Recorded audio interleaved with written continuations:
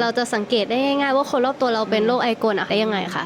มีคนเข้ามารักษาโรคนี้เยอะไหมคะมันวินิจฉัยยากอาจจะมีเยอะกว่านี้ก็ได้เพราะว่าค่าตรวจยังแพงอยู่อยากได้ผลเร็วต้องใช้การตรวจแบบ22สายพันธุ์ใช้เวลาประมาณ2ชั่วโมงราคา 3,000 บาทถ้าเกิดส่งตรวจกับกรมวิทยาศาสตร์การแพทย์ถูกลงมาหน่อยประมาณ 2,000 บาทแต่ปัญหาคือต้องรอ6วันเพราะฉะนั้นจะไม่ช่วยเท่าไหร่เนาะเราจะสังเกตได้ง่ายๆว่าคนรอบตัวเราเป็นโรคไอกลได้ยังไงคะ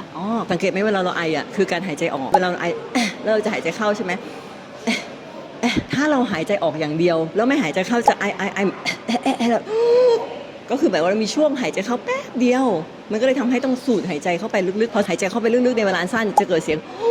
ขึ้นมาแบบนี้วิธีป้องกันเบื้องต้นมีอะไรบ้างคะเช็ควัคซีนตัวเองช่วงอายุ 11-12 ปีเราจะแนะนำให้มีการฉีดวัคซีนกระตุ้นเกิด7 ขวบไปแล้วส่วนใหญ่หลายคนไม่ได้ฉีดเขาจะมีเข้าไปฉีดในโรงเรียนจะไม่มีตัวป้องกันไอกรนเพราะฉะนั้นกลับไปดูว่าตอนช่วงอายุ 11-12 ปีมีฉีดหรือยังไม่แน่ใจมาฉีดโรงพยาบาลเด็กได้คนที่ยังไม่เคยฉีดตัวนี้เลยเข็มละ500 บาทจะเป็น3เชื้อก็คือคอติดไอกรนบาดทะยักก็มีทางเลือกจะเป็นวัคซีนสำหรับไอกรนชนิดตัวเดียวราคาก็จะถูกลง